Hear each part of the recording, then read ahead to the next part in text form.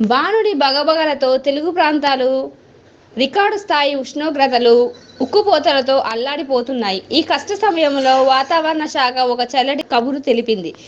రెండు తెలుగు రాష్ట్రాల్లో వాతావరణంలో మార్పులు రాబోతున్నాయని, వచ్చే 3-4 రోజుల్లో ఎండలు, వడగాలులు తగ్గుతాయని, పలు ప్రాంతాల్లో వర్షాలు కురుస్తాయని వాతావరణ శాఖ అధికారులు తెలిపారు.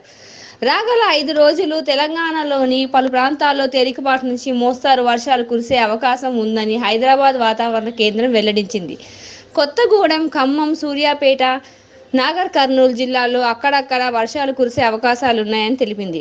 భూపాల్పల్లి, ములుగు, కొత్తగూడెం, ఖమ్మం, నల్గొండ, సూర్యాపేట, మహబూబాబాద్, వరంగల్, హన్మకొండ, యాదాద్రి, భువనగిరి, రంగారెడ్డి, మహబూబ్ నగర్, నాగర్ కర్నూలు, వనపర్తి, నారాయణపేట, జోగులాంబ, గద్వాల్ జిల్లాల్లో అక్కడక్కడ వర్షాలు కురిసే అవకాశాలున్నాయని ప్రకటించింది. ఇక రేపటి నుంచి 3 రోజులు ఏపీలో పలు ప్రాంతాల్లో వర్షాలు కురుస్తాయని అమరావతి వాతావరణ కేంద్రం తెలిపింది. ఉమ్మడి శ్రీకాకుళం, విశాఖ, గుంటూరుతో పాటు ఉమ్మడి చిత్తూరు జిల్లాలకు మోస్తారు నుంచి భారీ వర్షాలు హెచ్చరికలు జారీ చేసింది.